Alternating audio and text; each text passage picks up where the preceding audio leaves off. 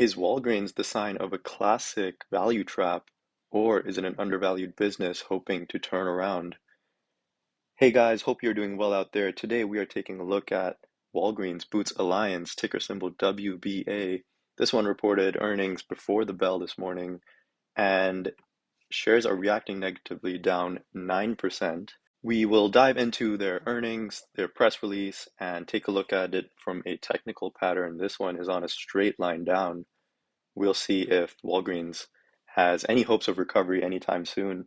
If you are new to the channel and find this type of content valuable, please like and subscribe. It would be much appreciated. So Walgreens, a $27 billion company with a 6% forward dividend yield that's should be a lot higher considering it's down 9% in the trade today. Looks cheap on the surface at a forward earnings of 7 times. We'll take a look into why that should be revised higher. Taking a look at Walgreens' earnings, the biggest reason for this stock decline is that they lowered their full year's earning guidance. Analyst estimates had a $4.45 to $4.65 EPS range, and Walgreens lowered their full year's EPS guidance all the way down to $4 to $4.05. So that is a big revision downwards, nearly 10%, and shares are not reacting positively to that. They also missed their EPS for this fiscal Q3, reporting $1 in EPS, whereas estimates were closer to $1.07.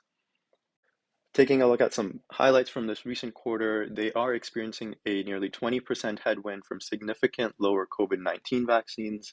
As you remember, this time last year, COVID-19 vaccines were still being handed out, and so Walgreens, one of the largest distributor of the vaccine, is seeing headwinds from reduced vaccine volumes.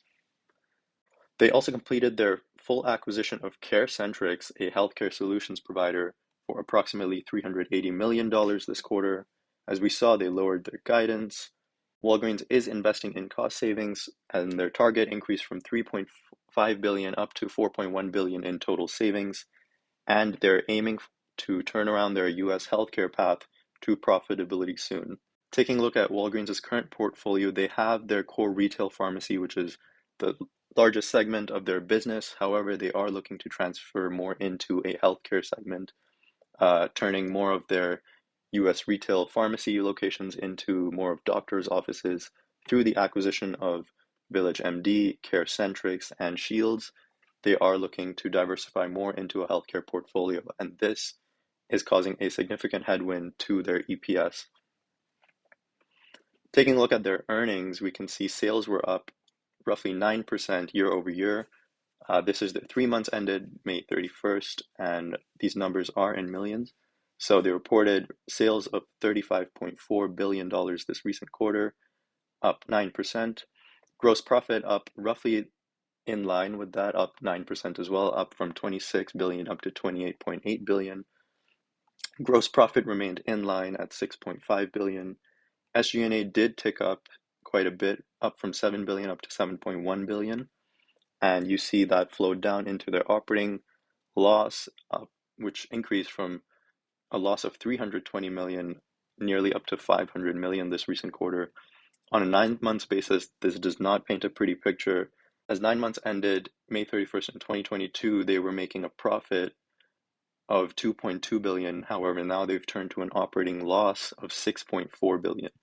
And so over the last 9 months, there's a reason Walgreens shares have gone down 30%. Over the last 5 years, they've been down 50%. And so when your business turns from an operating profit of 2.2 billion down to an operating loss of 6.4 billion, that is certainly a reason for a share price decline. Coming down from this operating loss of 500 million, Walgreens got a few tax benefits due to this operating loss and posted an adjusted net loss of $50 million for this most recent quarter, which was down significantly from operating net income of $229 million same time last year. You can see their shares outstanding aren't changing all that much, down just marginally, and so Walgreens is not buying back shares. As you see the stock price decline over the last year, there's little confidence in the management team to buy back those shares as well. Moving down to the balance sheet, this balance sheet does not paint a pretty picture as cash and cash equivalents in this most recent quarter are down nearly 500 million from same time last year. We can see that that acquisition of CareCentrix was approximately 300 million. And so as Walgreens is investing heavily into their healthcare portfolio, they are using cash for that. We can look at their non-current assets, roughly in line, and their total assets are at $98 billion. If we look at their current liabilities, we can see short-term debt increased from 1 billion up to nearly 3 billion in this most recent quarter. And you can see that same decline in long-term debt. So it looks like a portion of their long-term debt has rolled on to their short-term debt, and short-term debt is just debt payable in the next 12 months. And so if we take a look at their total current liabilities of 26 billion versus their total current assets of 16 billion, we see in the next 12 months, Walgreens has a lot more current liabilities, which is not good to see, as that is a current ratio of less than 1. And so you start to wonder, with such little cash on their balance sheet, exactly how they plan to pay for these current liabilities. Will they issue more shares, resulting in share dilution? Will they take on more long-term debt, which they already have a significant amount of? Or will they begin to sell off parts of their business? And so these are all questions we should ask as investors, as Walgreens' balance sheet is not great. Another thing I do want to point out in their non-current liabilities is that accrued litigation obligations jumped from 500 million all the way up to $6.4 billion.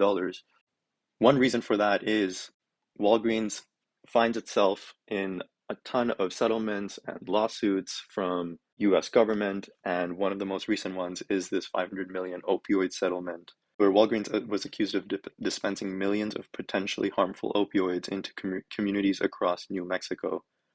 And so as these settlements and lawsuits increase, Walgreens will have to put aside more and more money towards their litigation obligations. See non-current liabilities also jumping because largely due to those litigation obligations. Moving down to the cash flow, we see that discrepancy from a year ago, Walgreens turning to a net loss on a free cash flow basis. Same time last year, we were at $4.5 billion in positive free cash flow. This time we're at $3.3 billion in negative free cash flow. We get to add back things such as depreciation and amortization, and you can see their stock-based compensation actually increased from a year ago from 266 million up to nearly 350 million. And you question, with the stock price falling this way and earnings turning negative, does management really deserve to be compensated all that well with this sort of stock? Coming down to cash flows from investing activities, we see they invested more into properties, plant, and equipment. They got some proceeds from sale of other assets. So Walgreens has a large investment in AmerisourceBergen. And so as they begin to sell off that part of their business, they can add that onto their cash flows. All in all, net cash used by investing activities in this recent quarter was $3.2 billion, up significantly from same time last year of $1.2 billion. Looks like over the last 9 months, they did refinance some debt, as they issued $5.2 billion from debt and paid back the same amount. Walgreens spent a little bit on stock buyback and paid out $1.2 billion in dividends.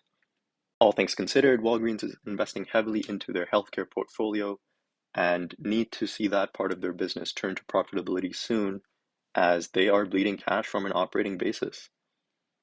Moving on to the technicals, this one is just absolutely ugly, down nearly 70% from its all-time highs. It's been dead money for a very long time, trading at the same range it was back in 1999. Wow, that's just incredible to see.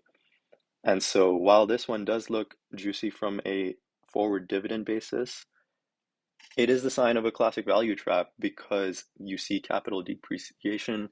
And so in the long term, your annualized rate of return, you're not anywhere near beating the market.